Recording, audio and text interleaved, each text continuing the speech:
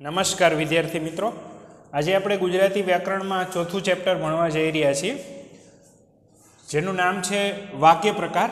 અને એની અંદર મેં તમને કીધું હતું કે મુખ્ય 3 પ્રકાર છે: કર્તરી, કર્મણી અને ભાવે. એ સિવાય આપણે જોયું હતું કાલે નકાર વાક્ય, પ્રશ્નાર્થ વાક્ય, ઉદ્ગાર વાક્ય અને નિષેધ વાક્ય અને ક્રિયા તિપ્તિ અર્થને, બરાબર, આવા અલગ અલગ આપણે વાક્ય પ્રકાર કાલે જોયા હતા. પણ આજે જે છે એ મુખ્ય છે.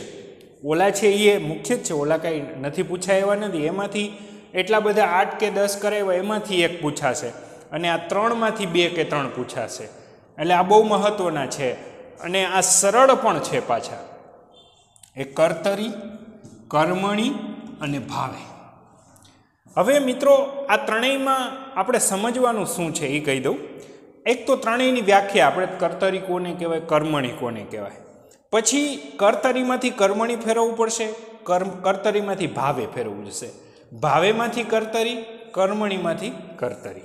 જો આમ કર્તરી હોય વાક્ય તો તમને એમ કહેશે કે કાં તો કર્મણીમાં ફેરવો કાં તો ભાવેમાં ફેરવો. સમજાણું? કર્તરીમાંથી કર્મણી અથવા ભાવે. ભાવે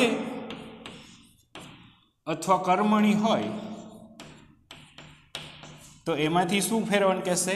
કર્તરી કહેશે, કર્તરી. જો કર્તરી વાક્યમાંથી 2 વાક્ય બને, કર્મણી કા ભાવે, અને ભાવે અને કર્મણી વાક્ય હોય તો એમાંથી શું બને? કર્તરી. તો આ તમને ટ્રાન્સફર, મતલબ કે ચેન્જ કરવાનું પૂછશે કે આપેલ વાક્યને કર્તરી વાક્ય બનાવો, આપેલ વાક્યને ભાવે વાક્ય બનાવો, આપેલ વાક્યને કર્મણી વાક્ય બનાવો. તો તમારે કઈ રીતના કરવું એની આજે આપણે સમજ મેળવવાના છીએ. તો જોઈએ આપણે. આમ જે મેં દોર્યું એ લખી નાખો તમે, પછી આપણે આગળ જોઈએ.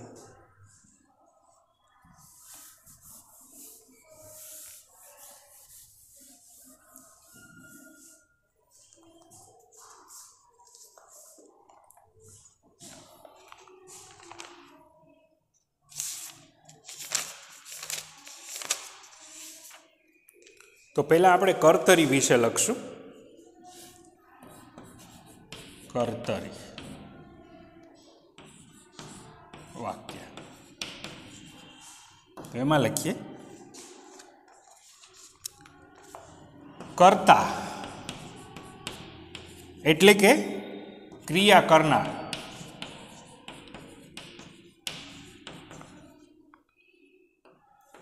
કોણ પ્રશ્નથી પૂછવામાં આવે.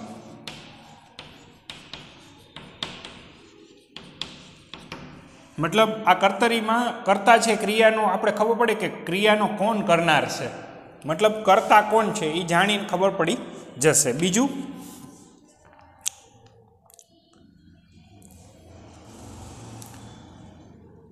આમાં ક્રિયાનો કરનાર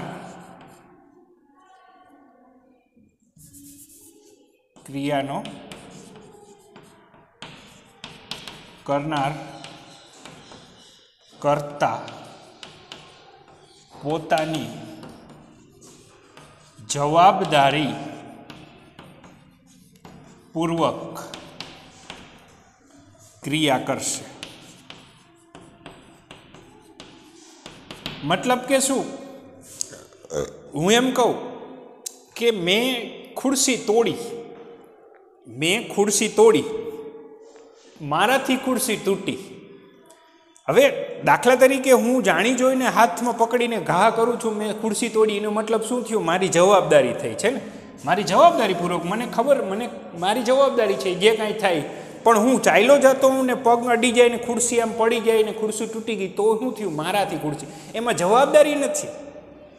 પણ કર્તરી વાક્યની અંદર જે કાંઈ ક્રિયાનો કરનાર છે એ પોતાની જવાબદારી લેશે. દાખલા તરીકે મેં વાંચ્યું, હું જવાબદારીપૂર્વક લીધું છે, મારાથી વંચાયું તો એમાં મારી જવાબદારી નથી.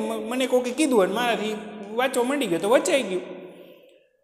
દાખલા તરીકે કોઈ એમ કે ભાઈ મેં આ રસ્તામાં પડ્યો હતો કાગળ, તે ફેંક્યો.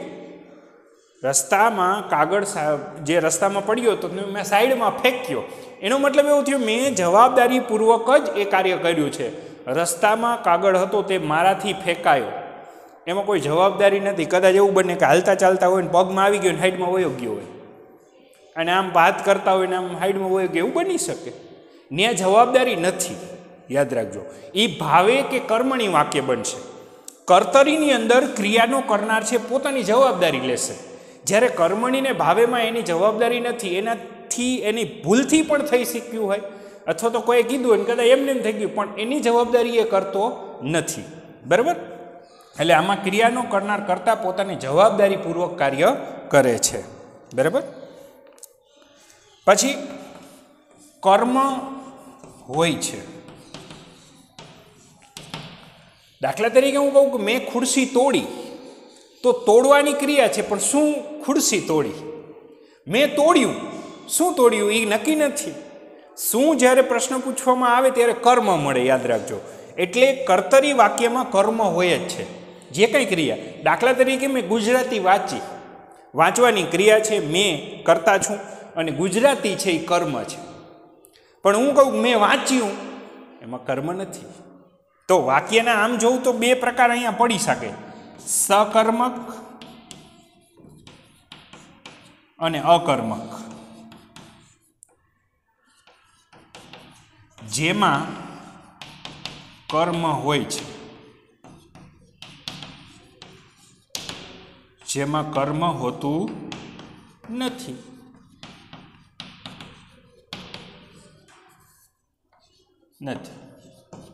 સકર્મક જે વાક્ય હોય ને એમાં કર્મ હોય, અને અકર્મકમાં કર્મ હોતું નથી.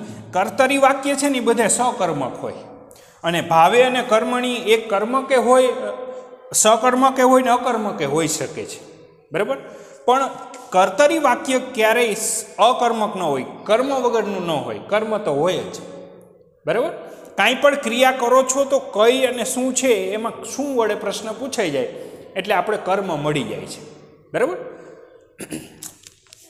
દાખલા તરીકે મેં ભણાવ્યું, એમાં કર્મ નથી. પણ હું એમ કહું મેં ગુજરાતી ભણાવ્યું, તો શું ભણાવ્યું છે? ગુજરાતી. ગુજરાતી એ શું થઈ ગયું? કર્મ. મેં ભણાવ્યું એ કર્મ નથી એની અંદર, તો એ અકર્મક થયું. જો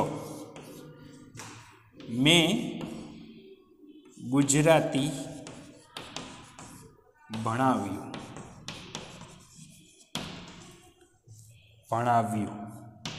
બરાબર? તો આ શું થઈ ગયું? સકર્મક. અકર્મક જોઈએ, મેં ભણાવ્યું. શું ભણાવ્યું છે આમાં નક્કી નથી. મેં ભણાવ્યું છે એ નક્કી છે. મેં ગુજરાતી ભણાવ્યું, તો એ શું થઈ ગયું? સકર્મક, એટલે કે કર્મ છે.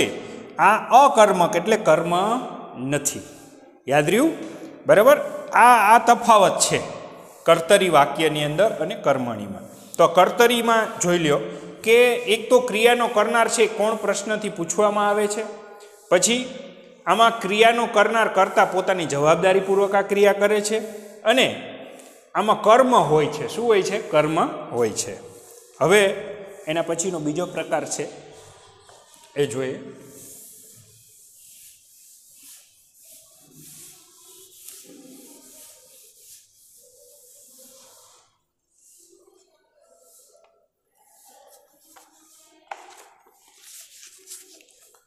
કર્મણી.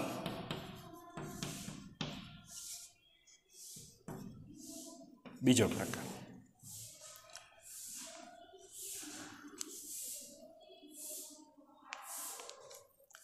અહીં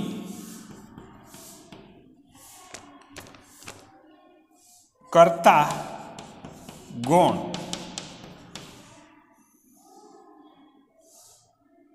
તથા ક્રિયાનો સહેનાર હોય છે.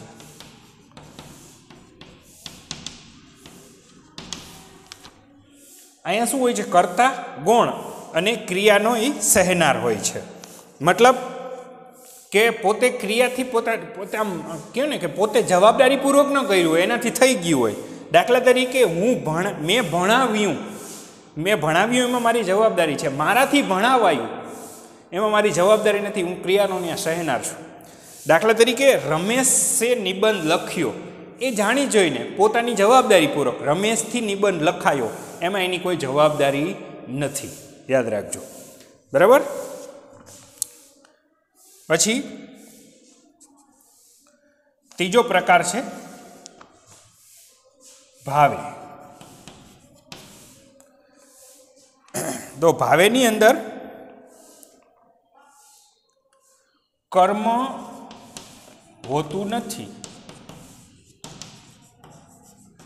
કર્મ હોતું નથી મતલબ અકર્મક હોય છે, બરાબર.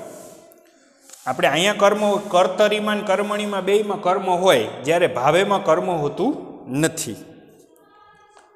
મતલબ એટલે કે વાક્ય રચના અકર્મક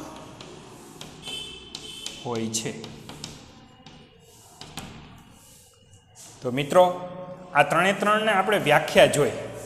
હવે પછીના વિડીયોમાં આપણે આ ત્રણે ત્રણના ઉદાહરણો અને એને કેમ યાદ રાખવા એ જોશું.